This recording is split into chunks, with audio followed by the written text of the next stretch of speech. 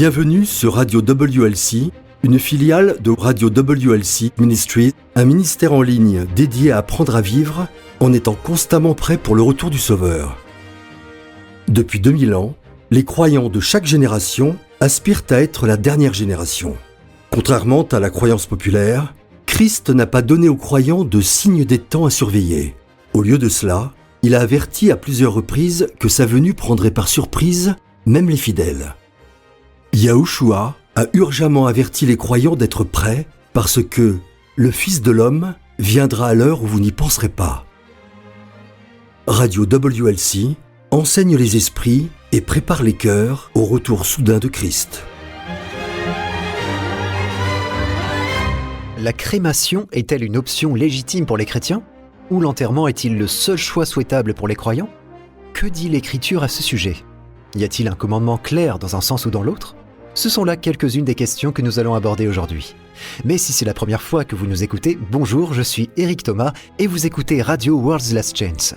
Crémation ou enterrement ? C'est un sujet qui revient assez souvent, d'après ce que me disent les membres de l'équipe WLC qui travaillent sur notre site web et, fait intéressant, il est également assez controversé. En fait, même parmi les membres de l'équipe WLC, les opinions divergent. Alors, après de longues discussions, prières et réflexions, nous avons donc décidé de faire quelque chose que nous n'avons jamais fait, à savoir présenter les deux côtés du sujet et vous inviter à être un béréen et à étudier ce sujet par vous-même. Examinez toutes les preuves avec un esprit ouvert. Et par esprit ouvert, je veux dire, ne vous contentez pas de chercher à prouver que l'autre position a tort. Mettez de côté vos convictions actuelles et soyez prêts à être convaincus si l'Esprit Saint vous guide dans cette direction. Maintenant, personnellement, je crois que les chrétiens devraient toujours choisir l'enterrement ou inhumation. Je crois qu'il existe des preuves dans les Écritures qui soutiennent cette conviction. D'un autre côté, Jean-Olivier nous présentera au nom des membres de l'équipe d'autres options qu'il croit tout aussi valables. Jean va donc me laisser dans un premier temps présenter ma position, expliquer pourquoi je crois que l'enterrement est la meilleure option pour les chrétiens, puis, après une courte pause, il partagera d'autres positions. Avant de commencer, Éric, j'aimerais souligner un point qui me semble très important dans notre discussion d'aujourd'hui, à savoir l'importance de laisser aux frères et aux sœurs dans la foi la liberté de conscience. La véritable liberté religieuse consiste à accorder à chacun la liberté de croire selon ses convictions personnelles sans dénoncer le frère ou la sœur en Christ qui a un point de vue opposé. Nous n'avons pas besoin de juger ou de condamner. Nous n'avons pas besoin de remettre en question leur sincérité. Mais ce que nous devons faire, c'est nous accorder mutuellement l'espace et la liberté en Christ pour suivre nos propres convictions. D'accord, merci Jean. Je sais que présenter un sujet de cette manière est très inhabituel. Comme je l'ai dit, c'est quelque chose que nous n'avons jamais fait auparavant. Et si quelqu'un se dit « Hé, attendez une minute, comment pouvez-vous avoir tous les deux raison ? Il n'y a qu'un seul vrai Dieu et une seule vérité ?»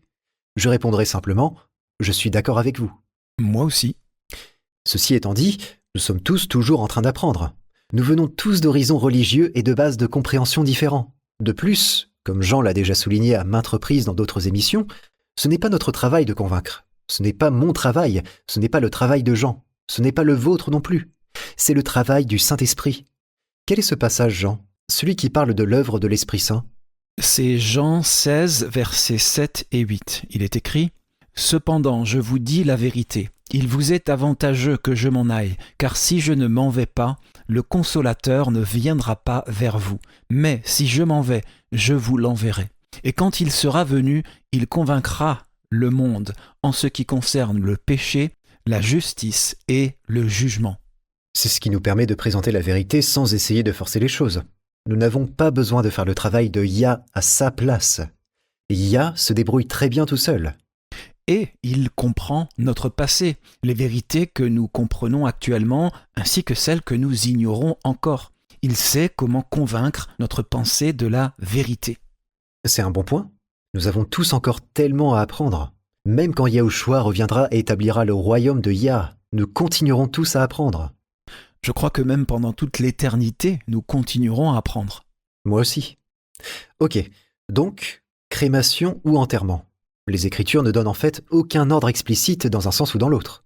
C'est pourquoi, en tant qu'équipe AWLC, Nous avons décidé de présenter les deux côtés de l'argumentation et d'inviter chacun d'entre vous, amis auditeurs, à étudier ce sujet par vous-même dans la prière.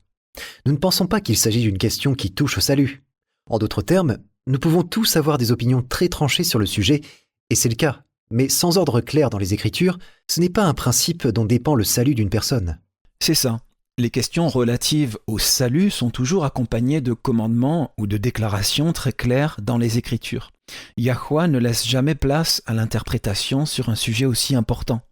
Même sans cela, cependant, je pense personnellement qu'il y a suffisamment de preuves dans les Écritures pour soutenir que l'enterrement est l'option que les chrétiens devraient choisir. Pour commencer, la crémation était une pratique païenne. J'ai fait quelques recherches à ce sujet et j'ai découvert que la crémation aurait commencé dès 3000 avant notre ère. Donc, au moment où Israël a été établi en tant que nation, c'était une pratique assez courante dans les nations environnantes. J'ai lu quelque part que les Romains ont commencé à pratiquer la crémation vers 600 avant notre ère. Exact. Donc, encore une fois, c'était une pratique bien connue des Israélites, y compris ceux de l'époque du Nouveau Testament. Et pourtant, même si les Israélites avaient connaissance de cette pratique, il n'y a aucun passage dans les Écritures où on voit le peuple de Yahweh la pratiquer. L'inhumation a toujours été leur méthode pour disposer des morts. Et quand quelque chose est couramment pratiqué par les païens, mais jamais par le peuple de Yah, je pense que nous devrions nous arrêter un moment et y prêter attention. C'est vrai, c'est un très bon argument. Est-ce que tu pourrais lire un verset pour nous ? Aujourd'hui, c'est moi qui te demande de chercher des versets pour nous. Bien sûr. Quel verset ? Est-ce que tu pourrais lire 2 Corinthiens 5, les 4 premiers versets ? 2 Corinthiens 5, versets 1 à 4. Très bien. Il est écrit « Nous savons en effet que, si cette tente où nous habitons sur la terre est détruite, nous avons dans le ciel un édifice qui est l'ouvrage de Yahweh, une demeure éternelle qui n'a pas été faite de main d'homme. Aussi nous gémissons dans cette tente, désirant revêtir notre domicile céleste, si du moins nous sommes trouvés vêtus et non pas nus. Car, tandis que nous sommes dans cette tente, nous gémissons, accablés, parce que nous voulons non pas nous dépouiller, mais nous revêtir, afin que ce qui est mortel soit englouti par la vie. » La tente dont parle Paul ici est notre corps mortel. C'est pourquoi, au verset 4, il fait référence à notre désir d'immortalité quand nos corps mortels n'existeront plus. Paul dit que nos corps sont des tentes que nous quittons à la mort et qui sont ensuite détruites avec le temps.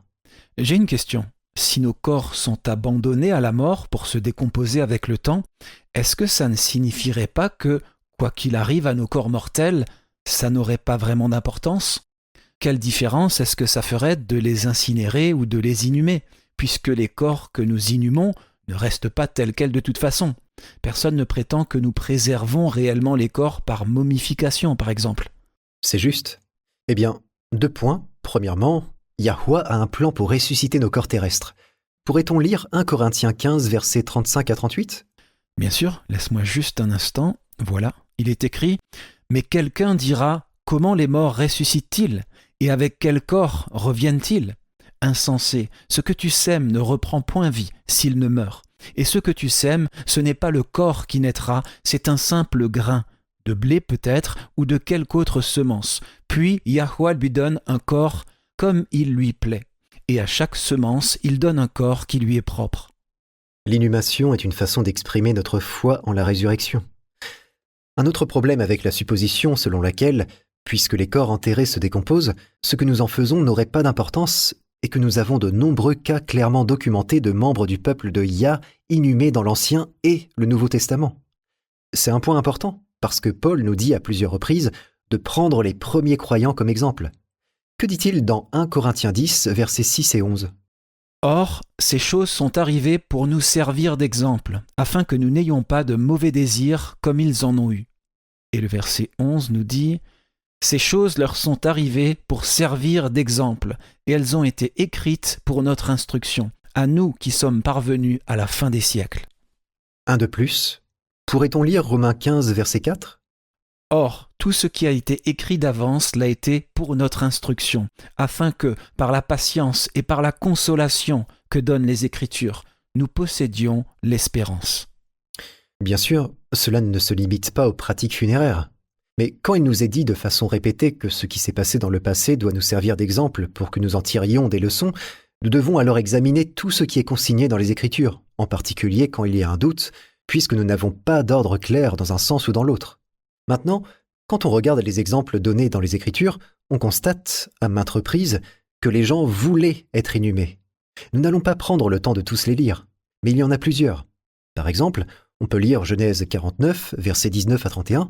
C'est à l'époque où Jacob était un homme âgé vivant en Égypte. Il dit à ses fils ce qu'ils devront faire de son corps après sa mort. Il est écrit : « Puis il leur donna cet ordre : Je vais être recueilli auprès de mon peuple. Enterrez-moi avec mes pères, dans la caverne qui est au champ d'Ephron le Héthien, dans la caverne du champ de Macpéla, vis-à-vis de Mamré, dans le pays de Canaan. C'est le champ qu'Abraham a acheté d'Ephron le Héthien comme propriété sépulcrale. Là, on a enterré Abraham et Sarah, sa femme. Là, on a enterré Isaac et Rebecca, sa femme. Et là, j'ai enterré Léa. » Ce qui est intéressant dans ce passage, c'est que non seulement on voit que l'enterrement ou ensevelissement, être inhumé dans une caverne, une cave ou grotte selon les versions, était important pour Jacob, mais qu'il avait apparemment été important pour sa famille depuis des générations. Il voulait que son corps soit ramené à Canaan et inhumé dans la même cave que sa deuxième femme, ses parents et ses grands-parents. Et c'est ce qu'ils ont fait. Le chapitre suivant en parle en détail. Tout le monde qui s'est rendu à Canaan pour l'inhumation, combien de temps ils ont pleuré, et la réaction des Cananéens en voyant tout cela. Joseph a lui aussi fait la même demande. On peut aller dans Exode 13, Exode 12, c'est le passage de la Pâque en Égypte. Puis au chapitre suivant, le chapitre 13, il y a un verset très curieux. Lisons le verset 19 d'Exode 13. Moïse prit avec lui les os de Joseph, car Joseph avait fait jurer les fils d'Israël en disant : « Élohim vous visitera, et vous ferez remonter avec vous mes os loin d'ici. » Je crois que la raison pour laquelle Joseph a demandé que ses os soient ramenés en Canaan quand les Israélites y retourneraient finalement, était qu'il exprimait sa foi en Yahweh pour délivrer Israël. La Bible est remplie de multiples niveaux de signification. Joseph est mort et ne savait pas ce qui lui arriverait après. Mais par la foi, il a demandé que ses os soient ramenés dans la terre promise quand Yahweh y ramènerait les Israélites. Je crois que c'est une leçon pour nous. Quand nous enterrons nos morts, nous exprimons notre foi en Yahweh qui viendra nous visiter. Tout comme il l'a fait pour les Israélites en esclavage en Égypte. Et tout comme Yah les a libérés, il nous libérera aussi. Quand nous enterrons nos morts, nous exprimons notre foi en la libération ultime, la libération de la tombe et du péché quand nous serons bénis avec de nouveaux corps spirituels et une nouvelle nature non déchue. C'est un très beau point. Ce qui m'amène à mon point suivant. L'inhumation est présentée dans l'Ancien Testament comme une récompense. Une récompense ? D'où est-ce que tu tires cela ? De plusieurs passages, en fait. En plus des passages déjà mentionnés, j'ai noté quelques autres références. Pourrait-on lire 1 Roi 14, verset 13 ? C'est un verset intéressant parce qu'il est clair que l'acte d'inhumation est considéré comme positif. 1 Roi chapitre 14, verset 13, il est question ici du jeune fils du méchant roi Jéroboam. Le prophète Akija avait dit à la reine que l'enfant mourrait, puis il a ajouté ceci. Allons-y. « Tout Israël le pleurera, et on l'enterrera. Car il est le seul de la maison de Jéroboam qui sera mis dans un sépulcre, parce qu'il est le seul de la maison de Jéroboam en qui se soit trouvé quelque chose de bon devant Yahweh, le Elohim d'Israël. » Il est intéressant de noter que les autres fils de Jéroboam n'ont pas été enterrés. Mais cet enfant l'a été, et il y a une raison précise. Il était le seul de toute sa famille en qui Yahweh avait trouvé quelque chose de bon. Le fait de pouvoir être enterré était donc une récompense. J'ai d'autres points à aborder. Nous n'avons donc pas le temps de passer en revue toutes les références, mais voyons-en juste une autre. 2 Chroniques 32, verset 33. Elle parle de la mort du bon roi Ézéchias. Très bien, il est écrit « Ézéchias se coucha avec ses pères et on l'enterra dans le lieu le plus élevé des sépulcres des fils de David. Tout Juda et les habitants de Jérusalem lui rendirent honneur à sa mort. » Encore une fois, être enterré ou enseveli, c'est-à-dire inhumé, était quelque chose qu'on faisait quand on voulait honorer quelqu'un. Une autre raison pour laquelle les croyants devraient rejeter la crémation, je crois, est que le fait de brûler était considéré comme un acte de jugement purificateur. Nous savons que Yahweh a autrefois purifié la terre par de l'eau lors du déluge et qu'il la purifiera une nouvelle fois par le feu, n'est-ce pas ? Eh bien, la crémation était utilisée pour les crimes considérés comme particulièrement immoraux. La crémation avait pour but de purifier. Lisons Lévitique 20, verset 14. « Si un homme prend pour femme la fille et la mère, c'est un crime. On les brûlera au feu. lui et elle, afin que ce crime n'existe pas au milieu de vous. » Encore une fois, le feu purifie, donc être brûlé signifiait que vous aviez fait quelque chose de vraiment mal. Je comprends ton point de vue, mais... Tu n'es pas convaincu? Eh bien, je ne parle pas nécessairement pour moi, mais pour ceux qui ont des arguments opposés. Je comprends ce que tu dis. Un autre exemple de cela est celui où Judas pensait que Tamar s'était prostituée et, de façon hypocrite, il a décrété qu'elle devait être brûlée. Maintenant, à sa décharge, quand il a appris la vérité, il a admis qu'elle était moins coupable que lui. Mais dans ces exemples, le fait d'être brûlé est la punition pour l'immoralité sexuelle. Je ne sais pas si on peut appliquer cela de manière générale à la crémation. Ok, mettons cela de côté pour l'instant et voyons Josué 7, versets 24 et 25. C'est l'histoire d'Acan et de la façon dont son péché a entraîné la mort de 36 soldats israélites lors de la conquête d'Aï. Josué et tout Israël avec lui prirent Acan, fils de Zérak, l'argent, le manteau, le lingot d'or, les fils et les filles d'Acan, ses bœufs, ses ânes, ses brebis, sa tente et tout ce qui lui appartenait. Et ils les firent monter dans la vallée d'Achor. Josué dit, « Pourquoi nous as-tu troublés ? Yahweh te troublera aujourd'hui. » Et tout Israël le lapida. On les brûla au feu, on les lapida. Après l'avoir exécuté, ils ne l'ont pas enterré, ils l'ont brûlé. Encore une fois, purifier le camp. D'accord, oui, c'est un meilleur exemple. Voyons-en un autre, celui-ci est encore plus révélateur. Regardons 2 Rois 23. C'est une histoire fascinante du bon roi Josias alors qu'il était encore jeune roi. Il était déterminé à honorer Yah et à détruire tous les vestiges de culte païen. Il a littéralement parcouru le pays en profanant les autels païens, abattant les hauts lieux de pratiques païennes et brûlant les poteaux d'Achéra ou Astarté. Puis il est arrivé à Béthel. On peut commencer à lire au verset 16. Josias, s'étant tourné et ayant vu les sépulcres qui étaient là dans la montagne, envoya prendre les ossements des sépulcres, et il les brûla sur l'autel et le souilla, selon la parole de Yahweh, prononcée par l'homme de Dieu qui avait annoncé ces choses. Il dit, « Quel est ce monument que je vois ?» Les gens de la ville lui répondirent, « C'est le sépulcre de l'homme de Dieu, qui est venu de Juda, et qui a crié contre l'autel de Béthel ces choses que tu as accomplies. » Et il dit, « Laissez-le, que personne ne remue ses os. » On conserva ainsi ces os avec les os du prophète qui était venu de Samarie. Josias fit encore disparaître toutes les maisons des hauts lieux qui étaient dans les villes de Samarie et qu'avaient faites les rois d'Israël pour irriter Yahweh. Il fit à leur égard entièrement comme il avait fait à Béthel. Il immola sur les autels tous les prêtres des hauts lieux qui étaient là, et il y brûla les ossements d'hommes. Puis il retourna à Jérusalem. Nous avons donc ici un contraste.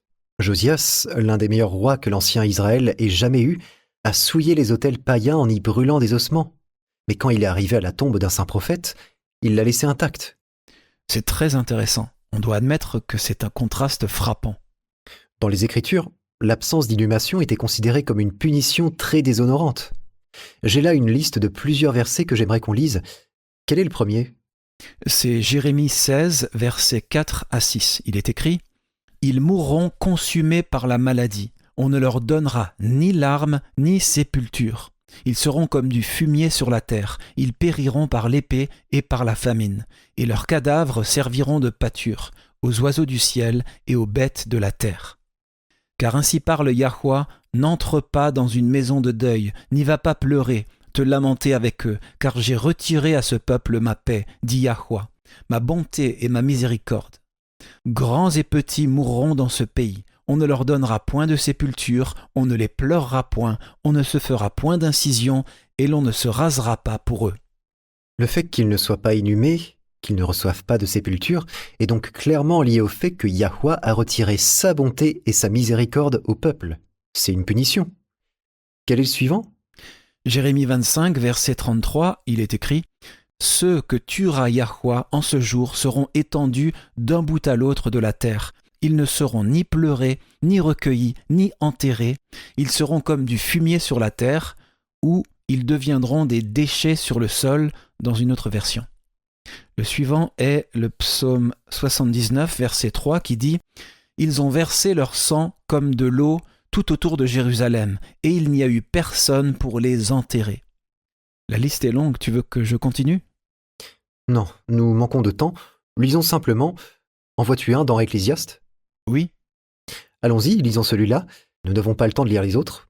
d'accord. Ecclésiaste 6, verset 3 dit « Quand un homme aurait 100 fils, vivrait un grand nombre d'années, et que les jours de ces années se multiplieraient, si son âme ne s'est point rassasiée de bonheur, et si de plus il n'a point de sépulture, je dis qu'un avorton est plus heureux que lui. » Je ne me souvenais plus de ce verset, très intéressant.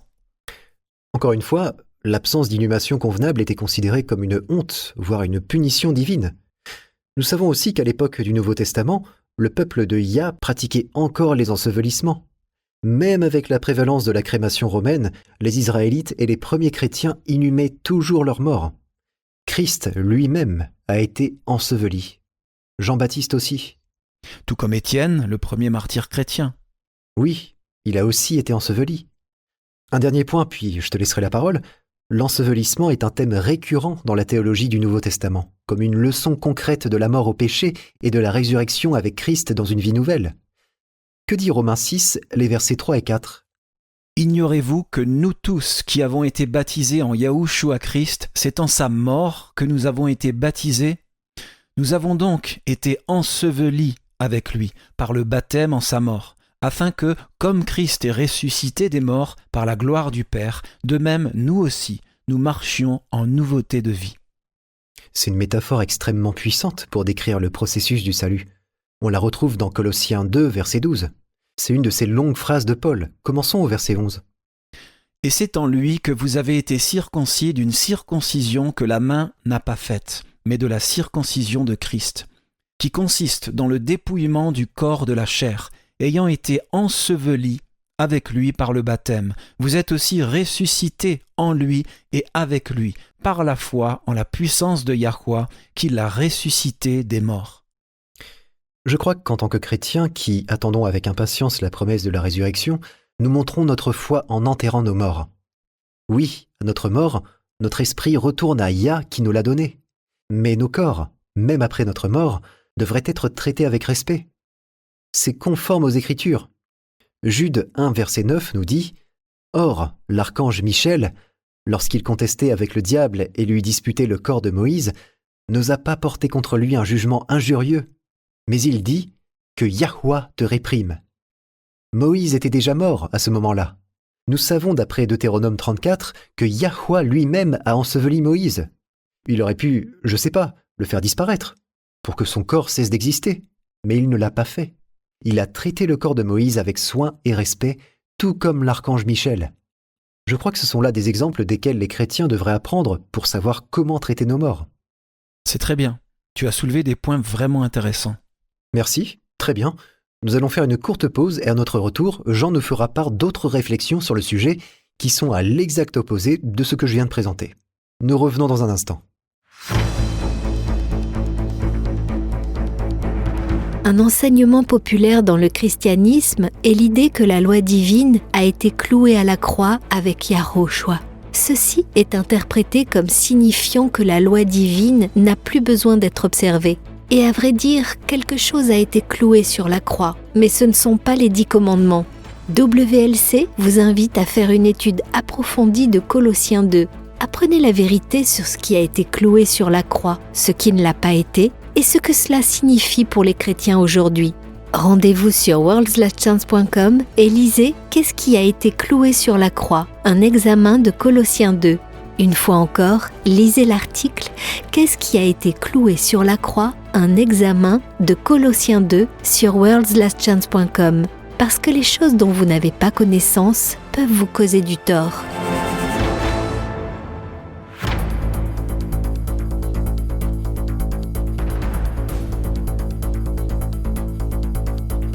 L'une des plus grandes fraudes de l'histoire du monde a été perpétrée il y a presque 1700 ans à l'initiative de 2 hommes. L'empereur romain Constantin et Hillel II, le président du Sanhédrin au IVe siècle. Les actes entrepris par ces 2 hommes continuent à avoir un impact sur le monde entier jusqu'à ce jour. Tous les individus de toutes les nations et de toutes les religions ont été touchés par leurs actes. Des multitudes ont été induites en erreur. Et vous, avez-vous été trompé ? Visitez notre site web et découvrez la réponse sur worldslastchance.com. Ne soyez pas trompés. Apprenez la vérité sur worldslastchance.com.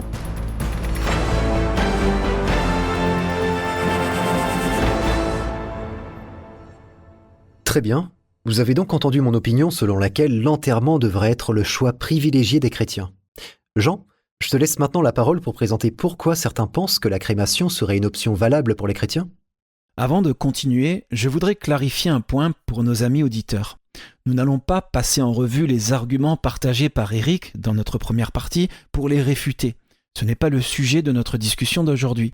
Le sujet de notre discussion, c'est d'examiner d'abord les preuves montrant que l'enterrement est la seule option et, dans un second temps, voir les indices qui montreraient que d'autres options seraient possibles.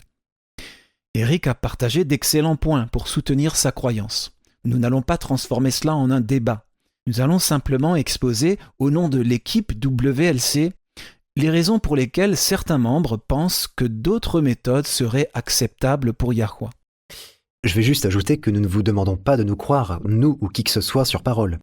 Nous vous invitons simplement à utiliser ce que nous partageons comme un point de départ pour votre propre étude. Si vous nous écoutez sur YouTube, vous pouvez partager vos réflexions dans les commentaires, mais ce n'est pas un débat, et ça ne devrait jamais être une raison pour exclure ou repousser un autre croyant. Je suis d'accord, et ça touche en fait au premier point que nous allons soulever maintenant, à savoir que la manière dont nous disposons des morts n'est pas une question de salut. Nous ne saurions trop insister sur ce point. Réfléchissons-y un instant, il n'y a pas vraiment beaucoup de sujets ou questions qui concernent vraiment le salut. Bien sûr, il y a des doctrines que nous aimons transformer en questions de salut. C'est vrai, parce que si je te rejette pour le fait que tu n'es pas d'accord avec moi, je peux me convaincre que je suis sur la bonne voie. C'est ça. C'est la psychologie qui pousse les chrétiens à rejeter d'autres chrétiens en raison de différences de croyances. Mais si on regarde à ce que les Écritures présentent comme étant des questions de salut, il n'y en a pas tant que ça, et chacune d'entre elles est énoncée très clairement comme un ordre ou un commandement. Maintenant, l'équipe WLC est d'accord pour dire qu'il n'y a pas de déclaration claire comme un ordre ou un commandement dans les Écritures concernant ce qu'il faut faire avec les défunts. Voilà pourquoi nous nous trouvons dans cette situation. S'il y avait une déclaration claire, nous serions d'accord là-dessus. Ce que nous voulons dire, c'est qu'en l'absence d'une déclaration claire sur la manière de disposer correctement des morts, certains des membres ne se sentent pas à l'aise d'établir une règle stricte selon laquelle les chrétiens doivent enterrer leurs morts. Je comprends. Ce que nous voulons faire, c'est nous concentrer sur les principes. Nous avons des passages bibliques nous donnant des exemples de ce qui se faisait à l'époque biblique. Mais nous ne trouvons pas une déclaration claire indiquant que seul l'enterrement est acceptable pour Yah. Et c'est un point important. Yahweh est extrêmement clair, nous pourrions dire d'une clarté implacable, sur ses exigences. Lévitique 19 et Deutéronome 22 parlent de quelle matière utiliser pour les vêtements. Les mêmes chapitres, Lévitique 29 et Deutéronome 22, interdisent aussi certaines pratiques agricoles. Deutéronome 14 interdit une manière spécifique de préparer la viande. On pourrait dire qu'il interdit une certaine recette. Lévitique 19 parle de coupe de cheveux et de style de barbe. D'autres passages expliquent précisément combien de jours une femme doit se reposer après la naissance d'un enfant de sexe masculin par rapport à une enfant de sexe féminin. C'est un nombre de jours différent. Il y a des passages qui précisent des détails architecturaux à inclure à la construction d'une maison et ce qu'il faut faire avec les fruits tombés au sol. Ce sont des détails très précis. Il nous semblerait ainsi vraiment incohérent que Yahweh donne des instructions sur les coupes de cheveux, les vêtements, la façon de cuisiner, de cultiver et de construire, mais reste silencieux sur ce qu'il faut faire avec les morts. Ok, mais peut-être que ce n'était pas nécessaire, car les Israélites le faisaient déjà correctement. On peut argumenter ainsi, bien entendu. D'un autre côté, Yahweh savait à l'avance que l'évangile se répandrait dans des cultures où l'ensevelissement n'était pas la norme. Sachant que ça allait se produire, n'aurait-il pas été prudent de fournir des instructions claires dans les Écritures pour ces cultures différentes ? Nous avons parlé de l'enterrement par opposition à la crémation, mais il existe en fait bien d'autres façons de disposer des morts. Comme quoi ? Par exemple, les funérailles célestes ou inhumations célestes. Certaines cultures ont trouvé que la manière la plus propre de traiter les morts, en réduisant la contamination et les maladies, était de placer les corps sur des plateformes pour que les oiseaux les dévorent. Plus tard, les os étaient soit ramassés, soit enterrés. Donc, en gros, c'est une forme d'enterrement. Il y a toujours des os à ramasser et à enterrer. Il y a aussi l'inhumation en mer, le compostage. Le compostage, ça me semble tellement déplacé. Oui, je ne fais que lister les méthodes utilisées, d'accord ? C'est légal dans certains endroits en tant que moyen propre d'éliminer les morts, bien que l'Église catholique s'y oppose. Il y a aussi la dissolution des morts dans des produits chimiques. Les partisans de cette méthode affirment qu'il s'agit en fait de la forme d'élimination des corps la plus propre pour l'environnement. Certaines personnes font don de leur corps à la science médicale. Il y a en fait ce qu'on appelle des fermes de corps. Ce sont des installations de recherche dans lesquelles les étudiants en médecine légale peuvent étudier les différents niveaux de décomposition.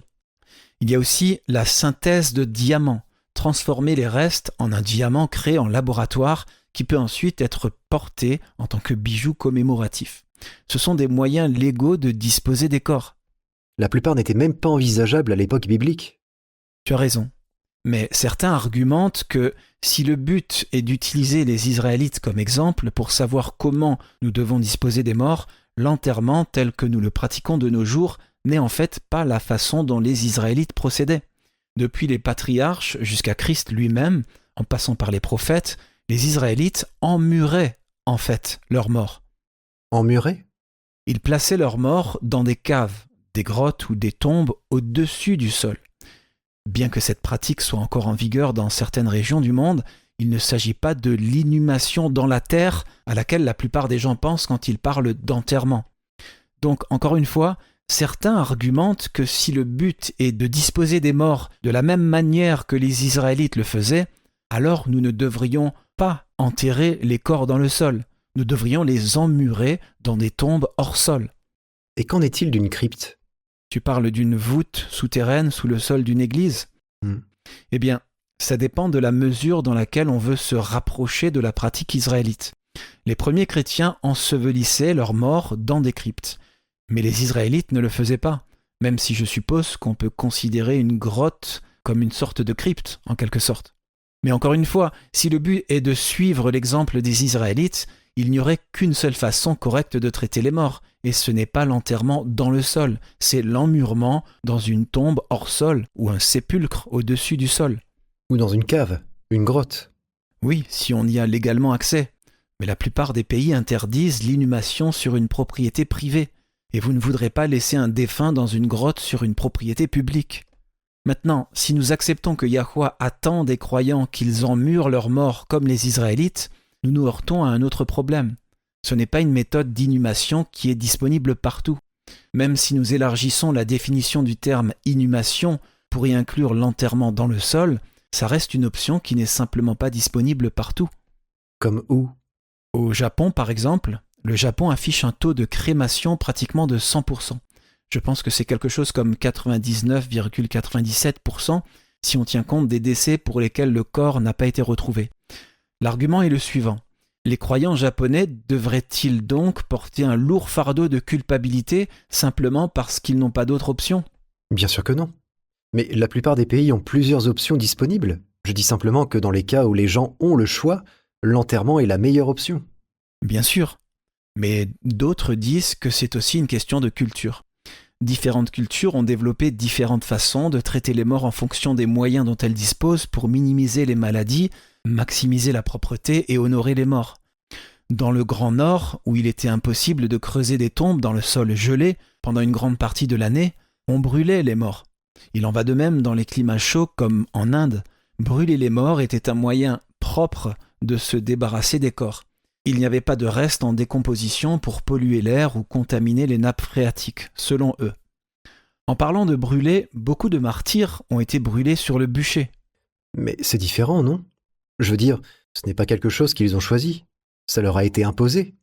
Aussi, il reste quelque chose, peut-être même un corps entier après avoir été brûlé sur le bûcher. Les températures ne sont pas assez élevées pour consumer totalement le corps. Ce sont de très bons points. Voyons les arguments contraires. Tout d'abord, pour le fait que c'était quelque chose qui leur était imposé, tu as raison. Mais quand on y réfléchit, ce qui arrive au reste d'une personne lui est toujours imposé. Par exemple, il y a quelques années, juste avant le confinement, l'oncle de ma femme est décédé. Il avait laissé des instructions explicites sur ce qu'il voulait qu'on fasse de ses restes. Il avait fait preuve de diligence raisonnable. Il n'avait rien laissé au hasard. Il avait même prévu les fonds nécessaires pour que la famille n'ait pas à se démener pour trouver l'argent nécessaire à la réalisation de ses dernières volontés. C'est bien. C'est toujours utile pour la famille qu'il y ait eu une certaine planification. Bien sûr. Et le fait que les frais soient couverts contribue vraiment à garantir que vos souhaits soient respectés en général, mais pas dans son cas. Ah bon ? Qu'est-ce qui s'est passé ? Eh bien, ses enfants ont fini par faire exactement le contraire. Pas quelque chose de légèrement différent, mais exactement le contraire de ce qu'il avait clairement exprimé vouloir. J'ai trouvé ça triste, mais c'est comme ça que ça s'est passé pour lui. Une fois que vous êtes mort, vous n'avez plus aucun contrôle sur ce qu'il advient de vos restes. C'est toujours imposé à vos restes. L'autre point, concernant le fait d'être brûlé sur le bûcher, le fait qu'il reste des os. C'est vrai. Mais savais-tu qu'il reste toujours des restes après une crémation ? Eh bien, oui. Des cendres ? Non, il reste des os et des fragments d'os. Ce que nous appelons cendres et que les gens reçoivent du crématorium sont en réalité des fragments d'os broyés. Bien sûr, il y a des cendres qui proviennent du corps, mais la crémation ne consume pas les os. Mais le fait d'insister pour avoir des restes à enterrer peut également être un problème. Tous les morts ne laissent pas de restes. Comme dans des explosions de gaz ou des bombardements pendant la guerre. Par exemple, Hiroshima et Nagasaki. Il ne restait rien de nombreuses victimes. Yahweh n'a pas besoin d'une quantité minimale de restes pour redonner la vie. L'esprit, le souffle, retourne à Yahweh qui l'a donné. Et quand les justes seront ressuscités, il nous donnera de nouveaux corps. Tournons-nous vers Philippiens chapitre 3 et lisons les versets 20 et 21. Mais notre cité à nous est dans les cieux, d'où nous attendons aussi comme sauveur le Seigneur Yahushua Christ, qui transformera le corps de notre humiliation en le rendant semblable au corps de sa gloire par le pouvoir qu'il a de s'assujettir toutes choses. Donc, Yahweh n'a pas besoin d'une quantité minimale de restes pour restaurer la vie. La crémation ne consume pas les os. En fait, ce qui reste directement après la crémation ressemble à du gravier. Ce sont les os. Ils peuvent être enterrés. Ce qui préoccupe une partie de l'équipe à WLC, c'est qu'il leur semble que nous dérivons dangereusement vers le légalisme, qui était le grand péché des pharisiens. Nous aimons être légalistes, ça nous permet de nous sentir supérieurs à ceux qui ne sont pas d'accord avec nous. Ça nous permet de nous sentir mieux quant à nos chances d'être sauvés. Si nous croyons d'une manière particulière, et surtout si ça nous cause des difficultés, alors nous prouvons en quelque sorte notre dévotion à travers les épreuves que nous subissons. Ça prouve que nous avons plus de chances d'être sauvés que quelqu'un d'autre qui vit sa vie en faisant des compromis et en choisissant la voie de la facilité. On peut voir le genre de jeu de la pensée auquel on peut se livrer même sans s'en rendre compte. Oui, mais pourquoi on classerait cette croyance particulière comme légaliste ? Pour ma part, j'essaie simplement de suivre l'exemple donné par les Juifs dans la Bible. Et c'est très bien. Personnellement, je crois comme toi. Je suis pour l'enterrement. En fait, ma femme et moi avons déjà mis de l'argent de côté pour le moment venu. Aucun de nous deux ne souhaite être incinéré. Mais ça reste notre décision personnelle. Alors que, pour d'autres, le fait de dire que tous les croyants doivent être d'accord avec nous et en faire une règle de foi que les autres chrétiens doivent respecter pour prouver leur foi et leur dévotion, c'est ce qui ne va pas à leurs yeux. D'autant plus que c'est un sujet sur lequel les Écritures sont plutôt muettes, d'après eux. Je suis pas sûr d'être d'accord avec le fait qu'elles soient muettes sur ce sujet. Alors disons vagues à leurs yeux. Elles ne donnent pas d'ordre clair. Il n'y a pas dans les livres de Moïse de passages expliquant les rites funéraires. Et comme Yahweh a donné des directives sur tout, disent-ils, sur les vêtements, les coupes de cheveux, des détails architecturaux, on pourrait penser qu'il serait au moins aussi précis concernant les rites funéraires s'il y avait une bonne et une mauvaise façon de les accomplir. Maintenant, dans la première partie de notre émission, tu as rassemblé plusieurs passages bibliques qui traitent de la mort et de ce que les Israélites faisaient de leur mort. C'est très intéressant et j'ai été particulièrement fasciné par l'histoire du roi Josias et la façon dont il a brûlé les ossements des prêtres païens, mais comment il a laissé intacts ceux du vrai prophète de Yah. Pour ma part, j'ai trouvé ça très convaincant. Mais ils disent aussi que nulle part dans les Écritures, et peut-être que tu es d'accord avec eux sur ce point, nulle part dans les Écritures, il n'y a de déclaration claire exigeant que les morts soient emmurés dans des tombes hors sol ou enterrés dans le sol. Tout ça n'est qu'extrapolation pour eux. À leurs yeux, ce sont des preuves intéressantes, mais culturellement biaisées et qui n'en resteraient pas moins des extrapolations. Oui, on peut le voir comme ça, si on veut. Une des raisons pour lesquelles de plus en plus de gens choisissent la crémation, c'est que, dans beaucoup d'endroits, la crémation est moins coûteuse. En fait, dans les années 1980 et 1990, le taux de crémation aux États-Unis a doublé, en seulement 10 ans. C'est en grande partie dû au coût des enterrements aux États-Unis. Pour enterrer quelqu'un, ils doivent acheter un emplacement funéraire, et il leur appartient pour toujours. Dans d'autres pays, comme en Amérique latine par exemple, on paie un loyer pour une place dans un cimetière. Mais qu'advient-il des restes quand vous cessez de payer le loyer ? Que vous n'avez plus les moyens de le payer ou qu'il n'y a plus de famille pour le payer ? Eh bien, dans certains endroits, je crois qu'ils enterrent simplement le corps plus profondément et mettent d'autres corps par-dessus. Dans d'autres endroits, ils les transfèrent dans une fosse commune, où ils peuvent à ce stade envoyer ce qui reste au crématorium. Encore une fois, vous n'avez en pratique pas votre mot à dire sur ce qu'il advient de vos restes après votre mort. Mais pour revenir à ce que nous avons dit il y a un instant, même si personnellement je suis pour l'enterrement, au nom des membres de l'équipe WLC, on ne pense pas qu'il soit juste d'imposer à tous une règle stricte selon laquelle l'enterrement est quelque chose que les bons chrétiens doivent faire. D'autre part, nous ne connaissons pas la situation économique de tout le monde, et si les moyens financiers ne sont pas là, ou s'ils vivent dans un pays où les cimetières sont rares, Ou n'existent même pas. oui, comme au Japon, qui sommes-nous pour leur imposer le fardeau supplémentaire de la culpabilité de déshonorer Yahweh parce qu'ils n'ont pas les moyens de se payer une inhumation ? L'un des membres latino-américains de notre équipe nous a dit que l'inhumation n'est possible que dans des cimetières privés, ce qui peut leur coûter jusqu'à $6,000 américains, alors que la crémation coûte environ $2,000. C'est une grande différence. Ça l'est. Quand les gens ont déjà des difficultés financières, leur imposer un sentiment de culpabilité pour quelque chose que beaucoup ne peuvent pas se permettre ne nous semble pas juste ni conforme à ce que ferait Yahushua. Et pour les croyants qui vivent dans des pays qui ne disposent même pas d'inhumation, devons-nous leur faire ressentir de la culpabilité parce qu'ils ne peuvent pas le faire ? Nous hésitons à enseigner l'enterrement comme une règle absolue, en disant que les chrétiens ne devraient jamais pratiquer la crémation, alors que nous pensons que les Écritures elles-mêmes n'enseignent pas cela. Et nous avons en fait un avertissement dans les Écritures. Lisons Apocalypse 22, versets 18 et 19, c'est un avertissement solennel. C'est Yahushua qui parle, allons-y. Je le déclare à quiconque entend les paroles de la prophétie de ce livre. Si quelqu'un y ajoute quelque chose, Yah le frappera des fléaux décrits dans ce livre. Et si quelqu'un retranche quelque chose des paroles du livre de cette prophétie, Yah retranchera sa part de l'arbre de la vie et de la ville sainte décrits dans ce livre. C'est évidemment un avertissement spécifique contre le fait d'ajouter ou de modifier les paroles du livre de l'Apocalypse. Mais en tant que principe biblique, nous trouvons cet avertissement ailleurs dans les Écritures. Lisons Deutéronome 4, versets 1 et 2. Maintenant, si Yahweh voulait donner des instructions sur la manière dont il préfère traiter les morts, ce serait dans les livres de Moïse, n'est-ce pas ?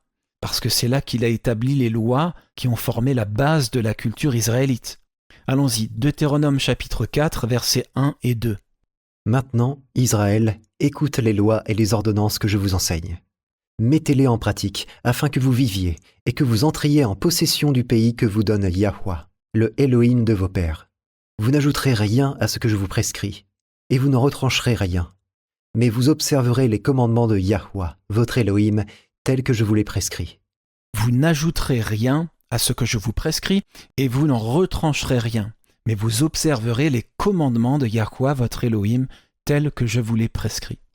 Nous devons nous rappeler que certaines pratiques d'Israël étaient simplement dues à l'époque et au lieu où ils vivaient. Israël n'était pas la seule culture à enterrer ses morts, mais il y avait d'autres pratiques qui étaient propres à leur pays et à leur culture. Des règles et des lois qu'aucune autre nation environnante n'avait. Celles-ci étaient toujours basées sur des directives claires trouvées dans les livres de Moïse, car Yahweh lui-même, ses lois divines, étaient le fondement de leur culture. Et pourtant, dans les livres qui indiquent quel type de tissu utiliser pour les vêtements, quel type de coupe de cheveux avoir et quels détails architecturaux inclure dans la construction de nouveaux bâtiments, ce qui manque de manière flagrante, c'est un commandement, une loi ou une restriction concernant la manière de disposer des morts. Et ce n'est pas parce que Yahweh aurait simplement oublié. Il donne des règles claires sur la manière de toucher un cadavre. Et quand il s'agit de la manière de disposer des restes, ce n'est pas le cas. Maintenant, voilà le point principal qui préoccupe ceux de notre équipe, si on doit dire que les chrétiens doivent toujours choisir l'enterrement. Si on dit cela, pour eux, on fait précisément ce que Yahweh a dit de ne pas faire dans Deutéronome chapitre 4. On ajoute aux paroles de la loi. Alors bien sûr, nous pouvons rassembler tous les passages de l'Écriture qui parlent de l'enterrement et de l'emmurement des morts dans l'Ancien et le Nouveau Testament. Mais pour eux, en fin de compte, ça n'a aucune importance. Ils considèrent que les passages des Écritures ne prouvent rien parce que dans les livres mêmes qui ont jeté les bases de la culture israélite, Yahweh est resté silencieux sur ce sujet. Et il faut admettre qu'il y a beaucoup de domaines dans lesquels les chrétiens l'ont fait dans le passé, c'est-à-dire supposer, extrapoler et dépasser ce que l'Écriture elle-même dit. Et en faisant cela, créer des fardeaux lourds à porter, car basés sur des traditions et des raisonnements humains. Quand on extrapole à partir de ce que dit l'Écriture pour établir une doctrine que l'Écriture ne dit pas, nous faisons ce que faisaient les pharisiens. Par exemple, les Écritures indiquent clairement que le jour commence à l'aube. Mais que font les Juifs modernes et ceux qui pratiquent le sabbat le samedi? Il le commence au coucher du soleil, la veille au soir. C'est ça. Si c'est le cas pour le jour des expiations, et c'est le cas pour le jour des expiations, alors ça devrait aussi convenir pour les sabbats hebdomadaires, pense-t-il. Et pas seulement au coucher du soleil. Certains croyants, dans le but de préserver les limites ou les portes du sabbat, s'efforcent de tout terminer au moins 30 minutes avant le coucher du soleil. Si vous vivez dans le Grand Nord ou dans l'extrême sud, le coucher du soleil peut venir très tôt dans l'après-midi, parfois même dès 15 heures. Et ce n'est pas le seul domaine où les croyants ont agi de la sorte. Extrapoler du fait que nous avons tous une nature pécheresse a directement conduit à la croyance que les nourrissons devraient être baptisés, malgré le fait qu'il n'y ait pas un seul exemple de baptême de nourrissons mentionné dans les Écritures. Et Christ lui-même avait 30 ans à son baptême. Exactement. Encore une fois, c'est ce que faisaient les pharisiens. Ils extrapolaient à partir de ce que les Écritures commandaient et y ajoutaient des éléments. Et pour être honnête, je pense que ça a commencé de manière assez innocente. Dans leurs efforts pour respecter la loi, ils ont décidé, si on fait ceci et cela, alors il n'y a aucun moyen que nous enfreignions la loi. Nous allons entourer la loi, nous allons la compléter avec toutes ces autres règles pour que quand nous les respectons, nous soyons sûrs de respecter la loi divine. C'est comme ça qu'est apparu ce qu'ils ont appelé un chemin de sabbat. On pouvait faire un certain nombre de pas le jour du sabbat en marchant. Mais tout ce qui dépassait ce nombre était considéré comme du travail. Vous ne pouvez pas porter un mouchoir dans vos mains si vous avez un rhume. C'est du travail. Vous devez l'attacher à votre robe. Les juifs conservateurs font encore ça aujourd'hui. Ils engagent un non-juif, un goy, pour venir le jour du sabbat allumer leur lumière ou leur cuisinière. Malgré l'instruction claire du 4e commandement qui déclare que le sabbat est aussi pour l'étranger qui est dans tes portes. Tout ça est très pharisaïque, ça éteint la vraie spiritualité. Et Christ a dénoncé les pharisiens pour cette raison. Regardons ça. Lisons Matthieu 23, versets 23 et 24. Il est écrit « Malheur à vous, scribes et pharisiens hypocrites, parce que vous payez la dîme de la menthe, de l'âneth et du cumin, et que vous laissez ce qui est plus important dans la loi, la justice, la miséricorde et la fidélité. C'est là ce qu'il fallait pratiquer, sans négliger les autres choses. Conducteurs aveugles, qui coulaient le moucheron et qui avalaient le chameau. » Les pharisiens ajoutaient à la loi, et le résultat était prévisible. Ça a détruit la véritable spiritualité. Lisons les versets 13 et 15 du même chapitre. « Malheur à vous, scribes et pharisiens hypocrites, parce que vous fermez aux hommes le royaume des cieux, vous n'y entrez pas vous-même, et vous n'y laissez pas entrer ceux qui veulent entrer. Malheur à vous, scribes et pharisiens hypocrites, parce que vous courez la mer et la terre pour faire un prosélyte, et, quand il l'est devenu, vous en faites un fils de la géhenne 2 fois plus que vous. » Quand nous ajoutons quelque chose à la parole de Yah, nous créons une fausse norme par laquelle nous jugeons ceux qui ne partagent pas nos convictions. C'est de l'orgueil spirituel. Restons fidèles à la parole de Yah et accordons-nous mutuellement la liberté religieuse de suivre nos propres convictions.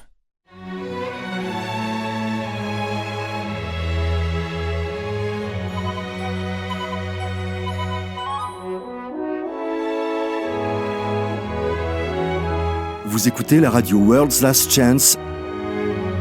Radio World's Last Chance enseigne les esprits et prépare les cœurs au retour soudain de Christ. Saviez-vous que vos paroles de louange sont précieuses pour le Père ? Malachie 3, verset 16 nous dit « Alors ceux qui craignent Yahweh se parlèrent l'un à l'autre. Yahweh fut attentif et il écouta. Et un livre de souvenirs fut écrit devant lui pour ceux qui craignent Yahweh et qui méditent sur son nom. » Vos paroles de gratitude et de louange sont si précieuses que le Père les enregistre dans un livre. Alors exprimez votre amour et votre gratitude, souvent, et voyez votre foi grandir.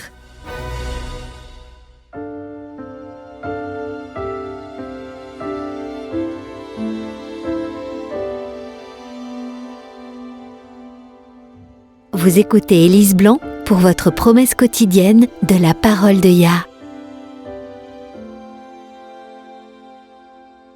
Le 12 février 2010, Joseph Jenkins jouait à un jeu vidéo tard le soir avec son petit frère. C'était un vendredi, les garçons n'avaient pas école le lendemain. Vers 22h, Joseph est allé chercher un verre d'eau. En passant devant le local de chauffage, il a entendu un étrange sifflement. Le bruit était assez fort, mais l'enfant de 8 ans a décidé que ce n'était pas si important et a continué son chemin vers la cuisine. Soudain, il a été envahi par un sentiment d'urgence. Il a ressenti la forte impression qu'il devait aller le dire à sa mère. Mais son jeu vidéo l'attendait. Il avait soif et de toute façon, tout allait bien, s'est-il dit. Mais lorsqu'il a essayé de continuer à aller vers la cuisine, l'envie de le dire à sa mère est revenue plus forte que jamais. Le jeune garçon a réalisé que ce n'était pas une suggestion. C'était quelque chose qu'il devait faire immédiatement.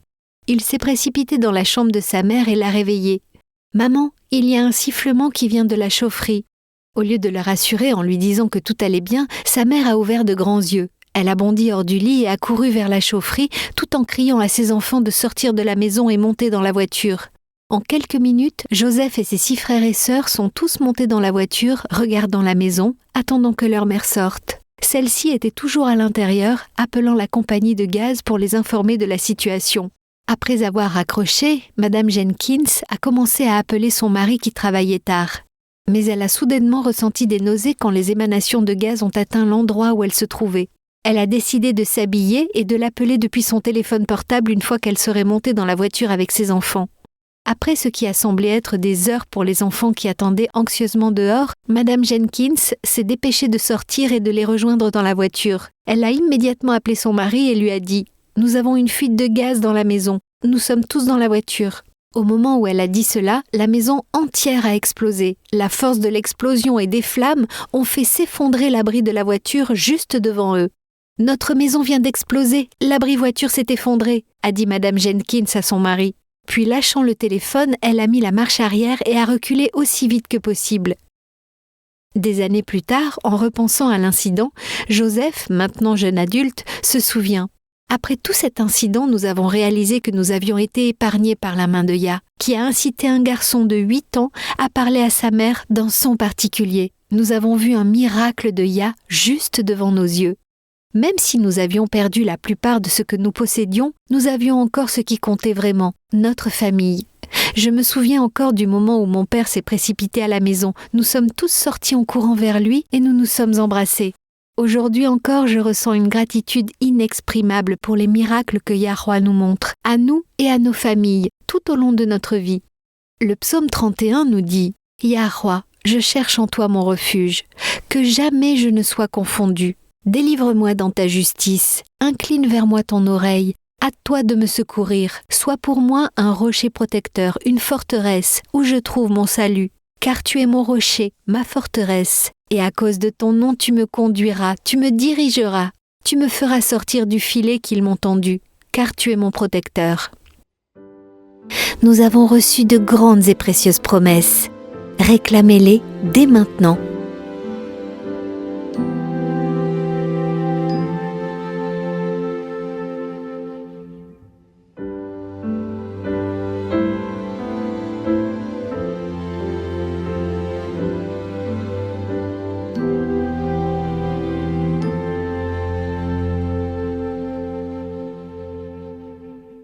Alors, étais-je convaincant ? Je ne sais pas, on demandera à toute l'équipe. Est-ce que les arguments que j'ai présentés en leur nom t'ont convaincu ? Tu veux dire, s'ils m'ont persuadé d'être crémationniste ? Non, ils ne m'ont pas convaincu, mais nous devons toujours prier au sujet de tout ce que nous étudions, et il est toujours bon d'y réfléchir davantage. Tu as donné beaucoup de matière à réflexion et à étudier. Et c'est tout l'intérêt de l'émission d'aujourd'hui. Présenter les deux côtés de la question et inviter chacun à l'étudier par soi-même. Soyons comme des Béréens. C'est ça, la véritable liberté religieuse. Nous nous accordons mutuellement la liberté d'étudier, d'apprendre à notre propre rythme, et nous respectons le droit que Yah nous a donné de vivre selon nos propres convictions. Et nous faisons suffisamment confiance à Yah pour le laisser, lui, nous convaincre. Comme nous l'avons dit, convaincre est le travail de l'esprit de Yah, pas le nôtre. Nous pouvons lui faire confiance pour guider tous ceux qui sont sincères vers la vérité. Comme nous venons tous d'horizons différents, votre chemin vers la vérité n'est peut-être pas le même que celui de quelqu'un d'autre, mais nous avons la même destination. Faisons confiance à Yahweh pour nous y amener en temps voulu. C'est une bonne façon de voir les choses. Je tiens à vous remercier, amis auditeurs, de nous avoir écoutés. Si vous nous rejoignez sur YouTube, faites-nous part de vos commentaires. Que pensez-vous de ce sujet ? Si vous avez aimé ce que vous avez entendu, vous pouvez cliquer sur la cloche de notification pour recevoir une notification quand de nouveaux contenus sont publiés. Nous espérons que vous nous rejoindrez à nouveau demain, et d'ici là, n'oubliez pas, Yahweh vous aime, et vous pouvez compter sur lui faire confiance en toute sécurité, car il en est digne.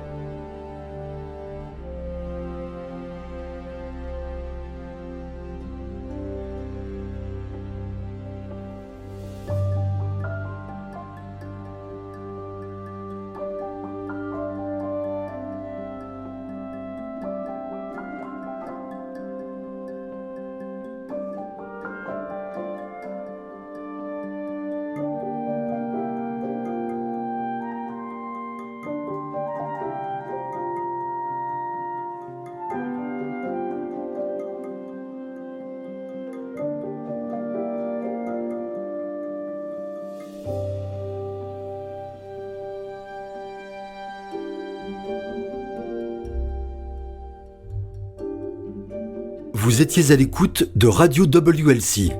Cette émission, ainsi que les épisodes précédents de Radio WLC, peuvent être téléchargés sur notre site web. Elles sont parfaitement appropriées pour être partagées avec des amis et pour des études bibliques. Elles sont également une excellente ressource pour ceux qui adorent Yahuwah, seul à la maison. Pour écouter les émissions déjà diffusées, visitez notre site web worldslastchance.com. Cliquez sur l'icône Radio WLC affichée sur notre page d'accueil. Dans ses enseignements et ses paraboles, le Sauveur n'a pas donné de signe des temps à surveiller. Au lieu de cela, l'idée maîtresse de son message était une vigilance constante. Rejoignez-nous demain pour un autre message rempli de vérité, alors que nous explorons divers sujets centrés sur le retour du Sauveur et comment vivre en étant constamment prêt à l'accueillir chaleureusement quand il viendra. Radio WLC enseigne les esprits et prépare les cœurs au retour soudain de Christ.